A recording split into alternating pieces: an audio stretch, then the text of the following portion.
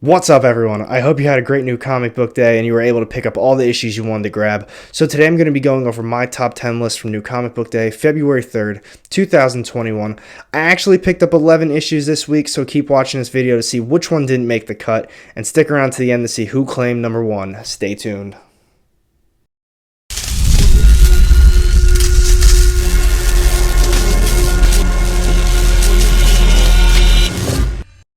Welcome back, everyone. AR Comics here, and today I'm going over my top 10 list from New Comic Book Day, February 3rd, 2021. But before I get started on this list, if you are new to the channel, I drop weekly comic book content, and if you want to join a community that's dedicated to comic books and raising awareness for mental health, then go ahead and hit that subscribe button down low and the little bell to get notified every time I drop new content. You won't regret it. And real quick, before I get started on this top 10 list, I just want to say thank you so much, Comics for Cheap. He sent me over this free t-shirt. It's an incredible design. I just want to say thank you, buddy. And if you guys aren't already subbed up to his channel, go check him out. It's literally just Comics for Cheap. He's also got an Instagram. He holds weekly auctions or bi-weekly auctions, and he's putting out a lot of great content right now. Check him out. And now, without further ado, let's get started on this top 10 list. Alright, so I ended up getting a lot more stuff than I thought I was going to pick up this week. I was able to get a few issues that I wasn't anticipating on, and I picked up a second print, which I'm going to be showing off very shortly. But I ended up not grabbing Boom Studios' newest series, Luna. I looked at the artwork, and it just wasn't for me, and then IDW's new one as well, Fear Case. I checked it out. I really didn't like the artwork in that one, so I didn't grab it. And I did get one DC Future State. Stick around to see which one that was. But here's the second print that I picked up. Amazing Spider-Man number 55. I love this cover. I know a lot of people are hyping it up and they're saying, oh, it's going to be in a dollar bin. It's not worth anything. I don't really care if it's worth anything. I've got the signed Virgin variant back there. I've got a regular cover A, a first print, and now I have this one to go with it. I love the cover. I do think it's getting a little oversaturated with the Carnage and the Venom one coming out. This one just felt very exclusive and it worked really well with Spider-Man, but that's just my personal opinion. I'm really happy I picked it up. And now for the one issue that just did not make the cut this week.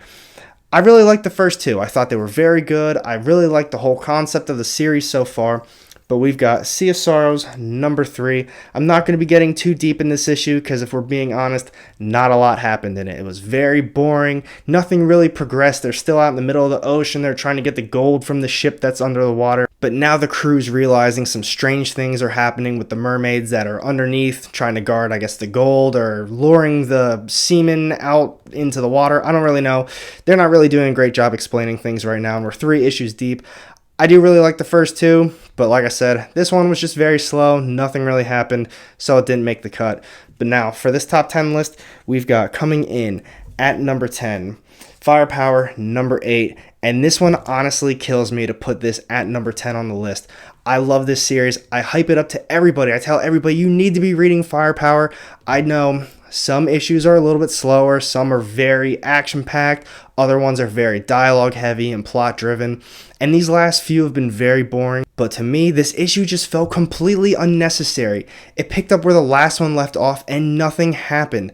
The family is still trying to gather what happened with the whole attack that happened in the last issue or the one before that. And then that was honestly it. They didn't really do anything. They showed a little bit more. We saw some family members interacting with each other. But then towards the end of the issue, something really big did happen. You see the families trying to fly away and go somewhere. And then that's when we get introduced to this first appearance. And you don't really learn anything about this character or anything going on still. So for all those reasons, it is coming in at number 10. My opinion on this series right now, despite me telling everyone you should give it a shot, it's very good. I still do really like the story, but I think if I wasn't reading this right now and someone was trying to turn me on to this, I would say, don't pick up the single issues. This would be way better read in a trade because you can blow through this issue pretty quickly because like I said, some of them are straight dialogue, but others are very action-packed with literally no dialogue. So these first 5 or 6 issues, the ones that's going to be in the first trade paperback, you could probably read that trade paperback in like half an hour because not a lot really happens as far as plot progression. So that's what I would advise to new readers if you haven't picked this series up yet. But if you still are reading it, let me know what you thought about this issue because like I was saying, thought it was very boring, kind of felt unnecessary because nothing really happened. But that ending was pretty sweet. Still looking forward to the next one though. I love Firepower. this issue was just, boring side. And next up, coming in at number 9, we have The Immortal Hulk, number 43. This is the beautiful Alex Ross cover A. And I don't really know what to say about this series. This issue, while I didn't think the issue itself was that bad, main character is Joe Fixer right now. He's kind of taking over Bruce Banner's body. And this whole issue, we just kind of got to see him do his thing in New York. He's walking around. He's kind of showing us how he goes on his day-to-day. And while I thought the issue itself wasn't that bad, it was kind of cool to see him do his thing. It's so boring. There's 7 issues left. This is issue number 43. They are ending it at issue 50. Whatever happened with Samuel Stearns, the whole leader arc, it was such a massive buildup. I know that's how the series is going to end, but I feel like they should still be doing something with that right now. I honestly think the next issue isn't going to have anything to do with it, and around issue 45, they're just going to bring it all back in, and I just feel like it's going to be rushed, and I'm going to be so disappointed with the ending. But I still tell everyone you should read the trades for Immortal Hulk. It's a pretty cool series overall. I like this issue, but it really doesn't have anything to do with the Immortal Hulk or anything that is most likely going to be the lead up until the very end. So for those reasons, while I did like the issue, it is coming in at number 9. And now we've got coming in at number 8, this is Image's brand new series, Deep Beyond, number 1 of 12, so it is a limited run, and this is cover A. I like the issue. I thought it was pretty cool. It was a little intriguing, but to me personally, I'm feeling a little bit burnt out on these post-apocalyptic, futuristic, the whole world has gone to shit type stories. I'm reading East to West right now. You guys already know that's the same thing, post-apocalyptic. Even AWA's new series this week kind of felt the same way. It's set in the far future. Everything is just kind of this dystopia. But I like the concept of this one. They did a pretty good job explaining everything. There's kind of a lot going on, but there's like some virus that contaminated the world, and now the whole world's obviously gone to hell. They can't go outside because you're going to get contaminated and die. And I thought they did a pretty decent job developing the characters that they were kind of trying to show off. But to me, the story just slightly felt all over the place. I didn't exactly know where they were going until later towards the very end of the issue. And I get that. It's 12 issues, you're trying to set it up, you're trying to explain all these different things, and I think for the most part they did a pretty good job. I would definitely recommend this to people, especially if you're an Image lover like myself. But the one thing about this series right now is the artwork. I thought the artwork was absolutely beautiful. It was so colorful, it popped on all the pages, and you guys already know I'm a big artwork guy. If you did pick this up this week, let me know what you think about it down low, but for those reasons, coming in at number 8. And now we've got coming in at number 7, IDW's Star Wars Adventures, number 3. This is cover B, and I like this series so far. You guys already know I'm on the Star Wars train now. I'm trying to show my girlfriend all the old movies. I know we talked about it in the last comment section. I did not see The Mandalorian yet. I know I need to watch it, but I'm trying to catch her up on everything first, and then we're going to get to The Mandalorian. But as far as this series goes right now, it's split up into 2 different parts. So each issue has 2 kind of separate stories going on. You don't really need to read the last 2 to understand what's going on in this one, but the first 2 issues kind of do go hand in hand with each other, so this is just kind of its own new thing. So the first story I thought was okay. The first issue dealt with Obi-Wan Kenobi and Qui-Gon Jinn, and they were just celebrating with the Wookiees, and then some bad guys came and they had to do their Jedi thing. So I thought that story was alright, but the second one, as you can tell on the front cover, it's got Darth Maul in it. So it dealt with Darth Maul and his brother Savage, and they're pretty much just trying to take over this place. I thought it was a really cool story. I did enjoy it. But it is coming in at number 7. The artwork was alright, and that's kind of how I feel with the other 2 issues as well. It's very cartoonish and kind of more on the childish side, and for those reasons, I didn't really like that aspect to it. But if you're a Star Wars fan, I would suggest picking it up.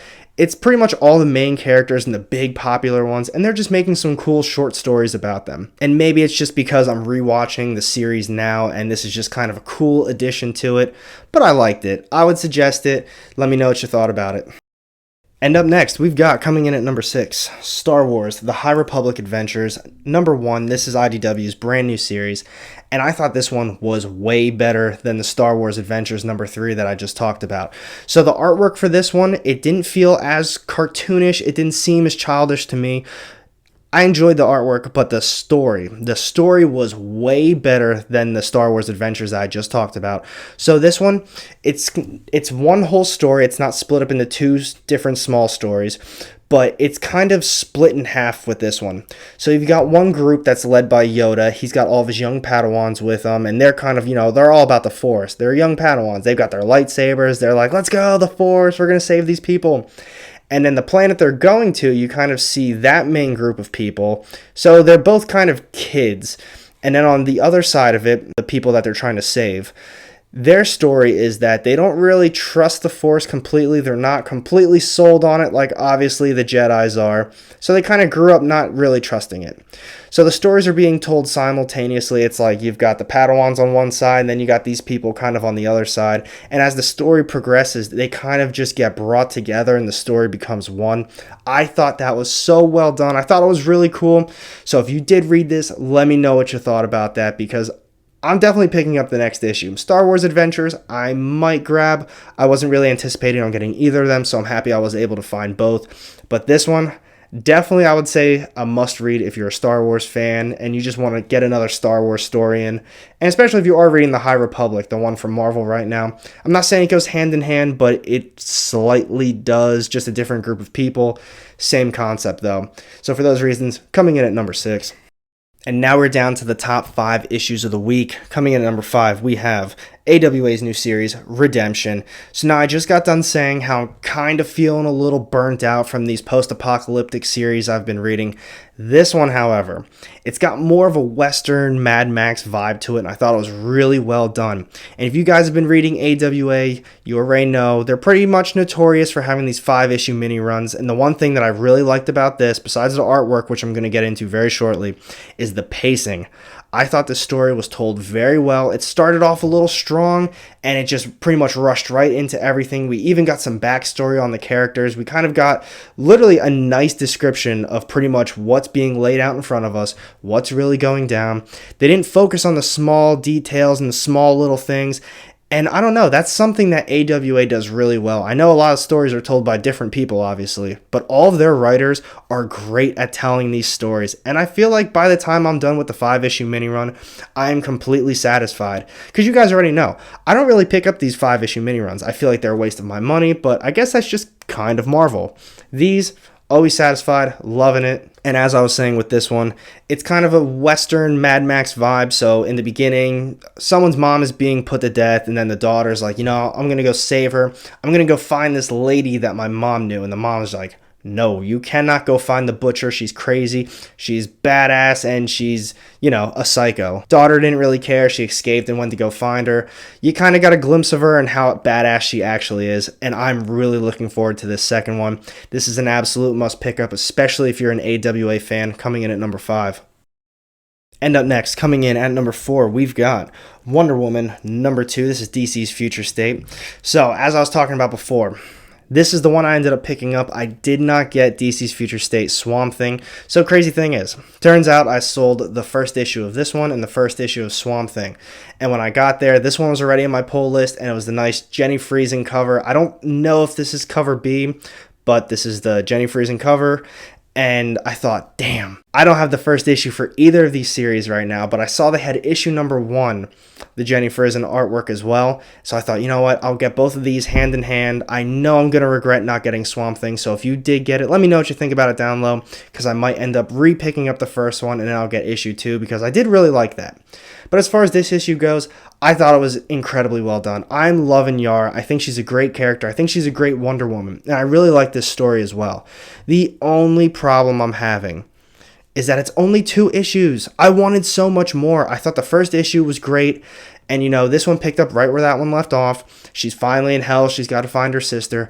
But the issue is it was so poorly paced. I know I just said all that together, but it's like, I don't know. They set it up. It's great. She went to hell, and now she's got to find her sister. She's got to do all this other stuff in just a limited amount of pages. They could have either split some of this into the last issue and knocked some of that other minor detail stuff out, and then kind of made it kind of go hand in hand. But I think 3 issues would have been perfect for this series. But I mean, overall, I still really did enjoy it. This is probably my favorite DC Future State that I've read. Swamp Thing was up there too. The Batman ones, I stopped buying them pretty much because of the price tag, but I did like the stories. And for all those reasons, I'm definitely recommending this one, coming in at number 4.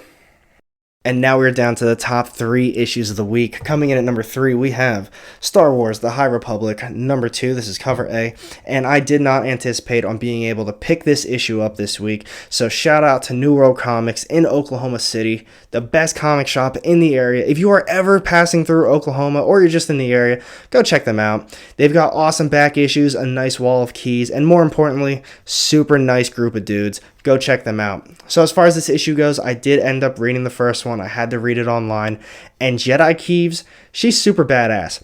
She doesn't fit the bill on what a stereotypical Jedi is. She's not as proper. She doesn't talk with the manners that some of them do. And she's just kind of doing her thing. She's more relatable to us, I feel like. And in the first issue, you know, she was going through all of her training. And now in this one, she's finally knighted. She's a Jedi. And she's set off to do her first mission. And I'm not really going to get into any of that, but I did think it was really badass. Maybe it's just because I'm on a Star Wars kick and, you know, they start jumping. They've got the lightsabers. And I'm reading it like, yo! And I start flipping through it a little bit more. Very colorful, great artwork as well. And I'm not sure if a lot of people are reading this. I saw in the comment section on the last couple of videos, some people were saying that the first issue wasn't very good. I don't know. I liked it, but I do think it's probably because I'm on a Star Wars kick. Let me know what you thought about issue 2 down low, coming in at number 3. And up next, coming in at number 2, we have Strange Academy, number 8. This is cover A. You guys already know I love Strange Academy. 2 weeks in a row. We had a great issue last week. This one, definitely more on the slower side, but I don't know what it is. I am just obsessed with Strange Academy right now. I love every single issue. I think it's probably because it is like the Harry Potter vibes that it gives off. As I was saying, this issue was a lot slower. Barely any action, a little bit here and there, but it's just the cool stuff that we get to see. So it's like half the kids are out on a field trip. They're with Rocket and Groot. They're doing their thing. And the other half is just in class learning how to do magic. And they've got a little bit of comedy. The characters just all vibe and mesh really well with each other. But then it gets a little bit more serious and it picks up where the last one left off. We get to see Emily Bright, who's pretty much the main character and the main focus of the series. And she's talking with Doctor Strange on what went down. They have a nice little chit chat. And then you kind of see her like girl out and, I don't know, like a high school freak out. Thor walked in and she was just, yeah, Thor. It was really cool to see that too. I don't know, maybe it's just me, but I'm loving every single thing about Strange Academy right now. I cannot recommend it enough to everybody. This needs to be on your pull list. I think in the future, it's definitely going to be a massive series for Marvel and just Disney Plus. Check it out. And here it is, coming in at number 1, my top choice of the week. We have Venom, number 33. This is cover A, and before I even get into this issue, look at this cover. Look how absolutely gorgeous that is. I know you guys definitely picked that one up. But now, as far as the issue goes, I'm going to be completely honest with you. Even though it's coming in at number 1, I thought it was more on the boring side. Not a lot happened. We've got Rex, Eddie Brock, Flash Thompson. They're pretty much going into the main hive mind of the symbiotes. They want to take down Null. And honestly, that was pretty much it. It was, like I said, more on the boring side. Not a lot of stuff happened. However, there's going to be spoilers right now. I'm going to talk about what really went down in this issue, why I absolutely loved it, and why it's number 1 for me. But if you didn't read it yet or you don't want to be spoiled, just move on to the next portion of the video. So, with this issue, there's only 2 issues left in Venom. There's only 2 issues left in King in Black, and Donny Cates is done writing Venom. We might not be seeing Eddie Brock anymore. Who knows what the game plan is with him. But that conversation that Eddie had with Flash Thompson, it felt so sincere. It just felt like I was there. I felt for Eddie. I don't know. I felt like I was the third person watching that conversation go down. We could have all just had a group hug after it. It was so nice. Eddie's talking to Flash, and Flash was like, no, Eddie, you were a great hero. You were a great Venom. Don't feel bad about yourself. You were part of this team. And the whole time I'm sitting there reading it like, that was so sweet. Like, I'm digging this. It makes me think, though, that this could be the end of Eddie Brock and Venom, but who really does know? This is something I would love to talk about with you guys down low in the comment section. But here it is, coming in at number 1, Venom 33, my favorite issue of the week. So what do you guys think of this week's new comic book day? Honestly, I thought overall it was pretty solid. Not as good as last week's or the week before that, but my top probably 5 issues, I really loved all of them. Venom 33, Clear choice. I love Strange Academy number 8 too. They kind of went hand in hand with each other, but that conversation between Eddie and Flash, that just put it above and beyond to me. But I want to know what your favorite issue was this week. Let me know down low in the comment section. I would love to talk about it with you guys because maybe I missed out on something. You guys read a lot more than me. Some of you guys pick up literally like the entire pull list of books every single week, so I'm clearly missing something. But thank you for watching my video. If you did enjoy it, make sure you hit that thumbs up button. And if you don't want to miss out on any of my upcoming content, go ahead and hit that subscribe button down low and the little bell to get notified. Every time I drop new content, you won't regret it. And I just want to say thank you again, Comics for Cheap. This is an awesome shirt. Go check out his channel. He's dropping great content right now. And New World Comics in Oklahoma City, the best comic shop in the area. Make sure if you're ever there, check it out. But I've got 2 more videos sitting off to the side here with more of my comic book content. Click on one of those and I'll see you in the next one. Have a great day.